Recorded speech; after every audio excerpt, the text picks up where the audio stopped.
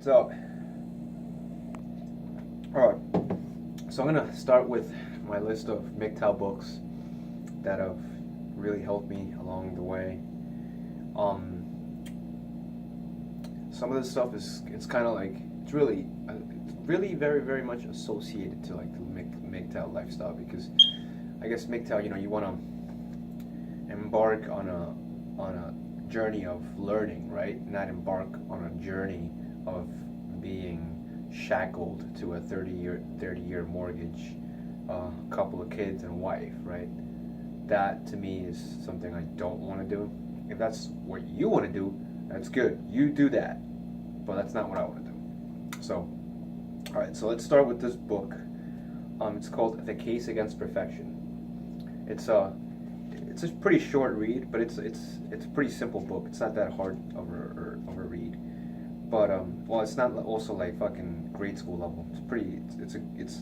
I needed a dictionary, but it was pretty easy to understand. It talked a lot about genes and eugenics, and how people go to some rich people go to the fucking extreme to buy eggs or sperm from like really smart people or models or athletes. They go like this is the kind of shit you don't hear about in fucking news.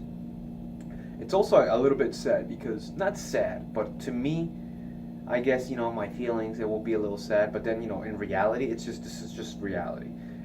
There kind of is I don't know. To me, there kind of is a genetic hierarchy. So there's obviously smart people, and there's not so smart people. There's tall people, there's short people, there's people that can run fast. The book talks a lot about athletes also, and how they get approached by rich people, and it's called talks a lot about free market eugenics, which is a liberal movement. It has to do with liberals. Free market eugenics, where you as a consumer you can choose to go out and buy or have the choice to enhance yourself or enhance the life that your child is going to have. So you can purchase eggs or sperm from a really healthy, smart individual, or individual with a high IQ. It's a really good book. I recommend it if you're interested in like eugenics, and like you're gonna look at people differently after reading this book, because well, I kind of do, because I try to like point out their weaknesses and their strengths, just like I have plenty of weaknesses and strengths. So it's gonna change you into like a observer rather than a person with just experiencing life. It's a good book. I mean, it's not it's pretty fucked up too. It talks a lot about this lady feminist. I forgot her name. Fuck, I should have who was accused of saying that she was helping black people have a lot of Margaret Sanger or something like that. That she was helping black people have abortions. Which, in case you didn't know, I'm for women to do whatever it is that they want to do with their fucking bodies. If you want to have an abortion, have an abortion. Period. It's not my body. It's your body. I can't force a woman. If I were to have a woman get a woman pregnant, I can't force her to have an abortion, or I can't force her to not have an abortion. That to me, that's just a little bit. That's one of the, I guess, the left wing ideas that I kind of side with. All right. Dataclysm. This is a fucking crazy. It's a funny book, and it's also like this book is what our online lives tell us about our offline selves. So this book is basically a lot about has to do. It's a lot of math. The guy who founded OkCupid, I think, OkCupid, he's the one who wrote this book, and it's a lot of numbers. I would definitely. I should have taken more statistics in college, but I only took one class. But this book is fucked up. It talks a lot about how people with how women get, obviously they're gonna get more requests on dating websites, how we form our opinions based on data rather than our own experiences, which they're both important, but which one is important to you more than the other? That's up to you, right? It talks a lot about this girl who was she was white, and she made a tweet. She made a tweet saying that she's going to Africa. Hope I don't get AIDS. So because of that, and also because of the high profile type of job that she had, her fucking life went fucking, like her life was ruined just from one simple fucking tweet. Now, if she was white, she had a good job. She was blonde. She was kind of pretty. She was really pretty, and she made that tweet. Obviously, it's a fucking stupid tweet to make, but so from that little tweet, just so many people were like, bam, like they went bonkers, and her life, it just went down the fucking gutter. And if she was black, fat, and ugly, I don't think that would have happened. But it's a good book. It talks a lot more about, for example, let me see, what the fuck, how to make your own brand using your own social media. Googling why men should shy away from marriage. It's a good fucking. It's a lot of word searching, like word searching things. It's a good fucking book. I mean, there's a lot of graphs in it. A lot of graphs. Oh, it talks a lot about. Oh, this part was fucking crazy. This part was how in each different dating website, like OkCupid, you have Match.com, and you have DH. What is DH? I forgot. What does it stand for? It's another dating website, a date hookup.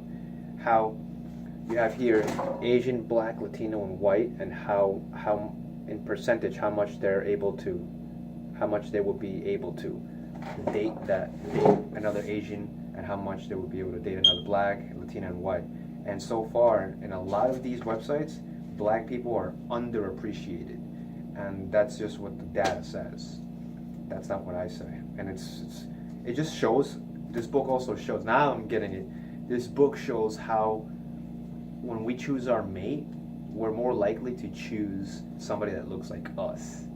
And I don't have a problem with that. I don't care. But that's just what the fucking data says. It's pretty fucked up.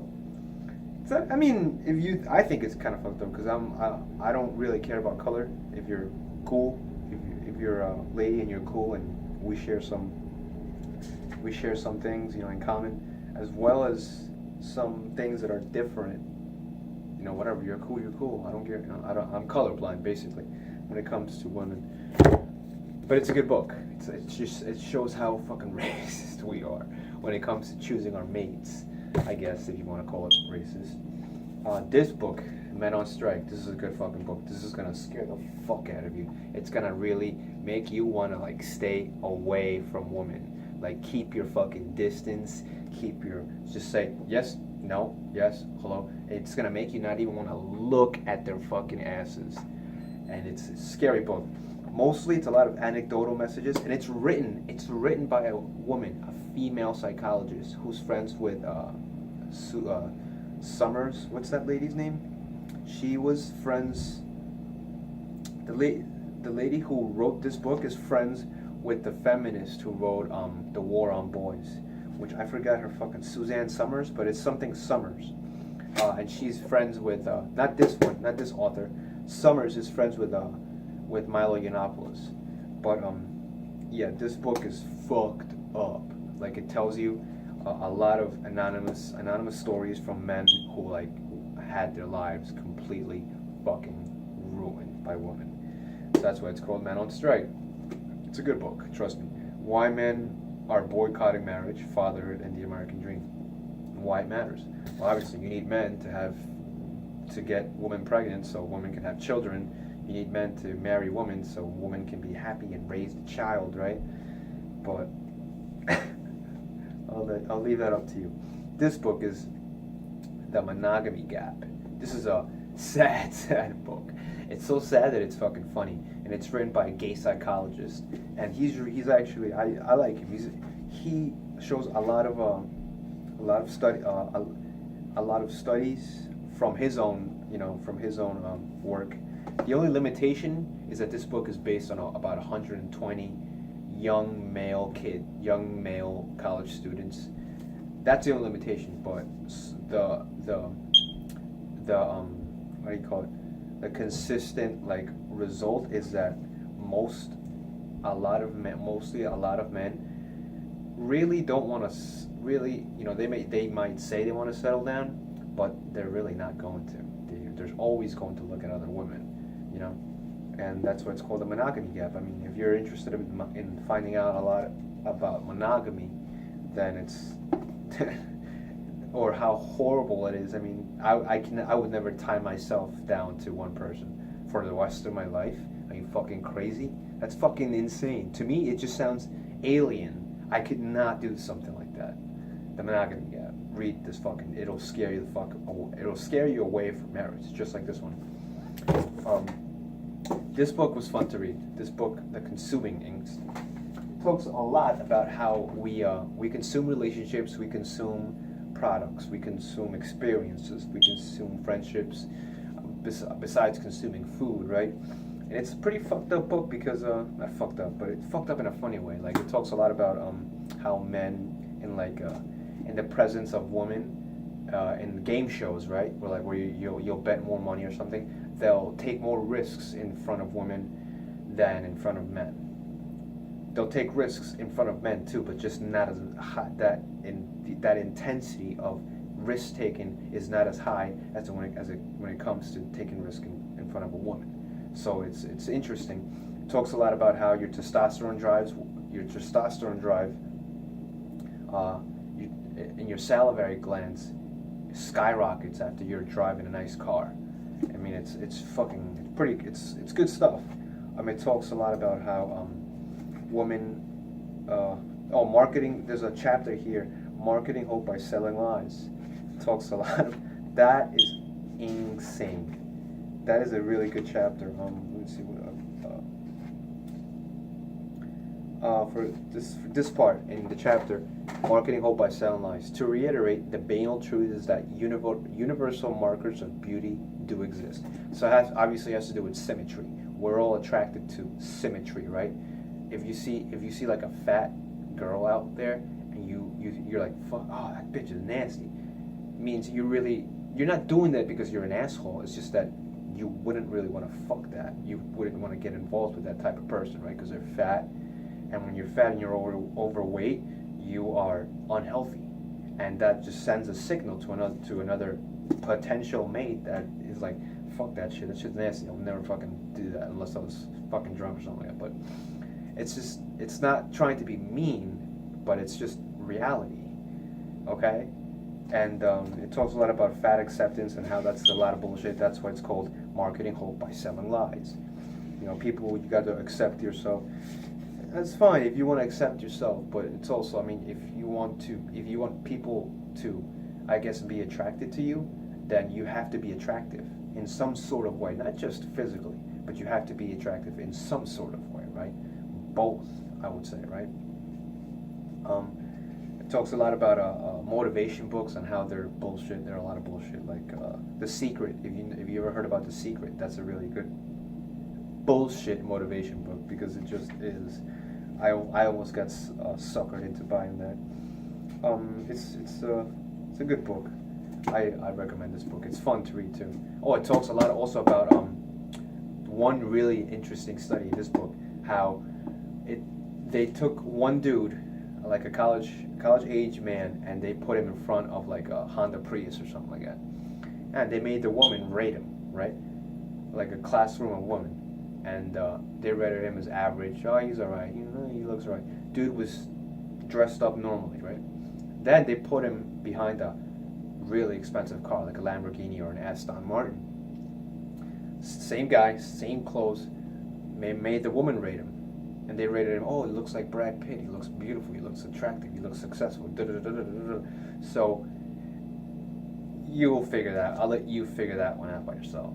That's what's called the consuming instinct.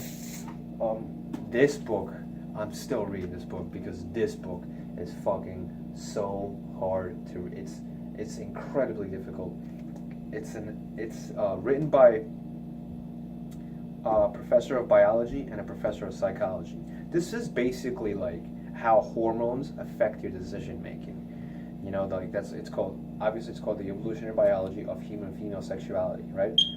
And when I read it, as I'm reading it,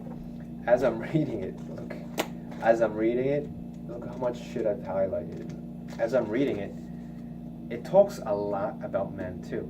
And I was like, why is it talking a lot about men? And then I kind of realized, well, whoa, I mean, you can't really describe the evolution of the evolution of female sexuality without not describing the evolution of male sexuality, because they're both linked, and they will always be linked for as long as we're having sex and having children the traditional way, right? You can't explain one without the other. You need both. Keep that in your fucking head. You're always going to need both. It takes two to fucking tango, motherfucker. So it's a good book. I mean, it talks a lot about how female ornaments, like female breasts, their dimples, their faces, their curves, their glutes, how they show signs of healthiness and fertility, you know, quality of genes and all that stuff, and how we men pick up on that. We pick up on it with involuntarily, like in an involuntary way. We see it and we react to it, and it's not something that you react to it because you want to. It's just something that it's in your hormones, it's in your body. You react to it. It's like you're like a robot, you know.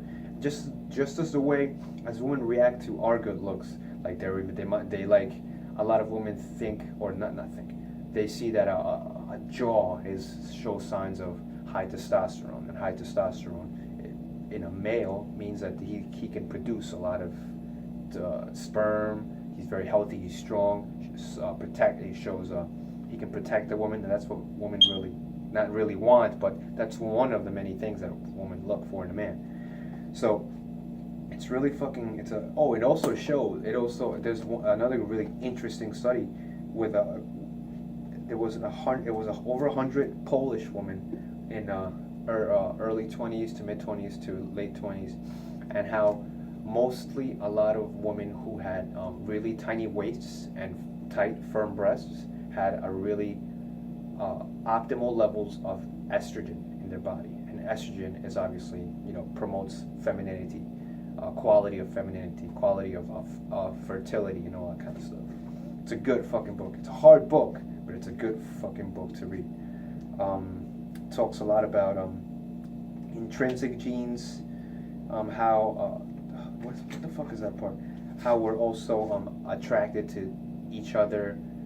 How men and women are attracted to each other in terms of like opposites. Like they like, maybe I like redheads and a lot of blondes. I don't know why. I like pale looking females. That's what I'm attracted to. It's not that I want to be attracted to it. It's just that I am attracted. I just like it. And it explains something like that. It's probably because your genes want to take a different route. They don't want to really stay in the same, I guess, have the same color of your skin. It's a lot of really fucking crazy shit. Symmetry, how obviously a lot of these books have to do with symmetry. Like I explained before, human beings are attracted to symmetry, and that's just the way it is. I mean, I don't set the rules. Nature does. And that's pretty much it. This is a hard book. I recommend that you read this book. It's interesting as fuck, but have a dictionary in case you're not that. I mean, I need a dictionary, so. All right, and that's pretty much it. If you have any questions, you can leave some under the comment section.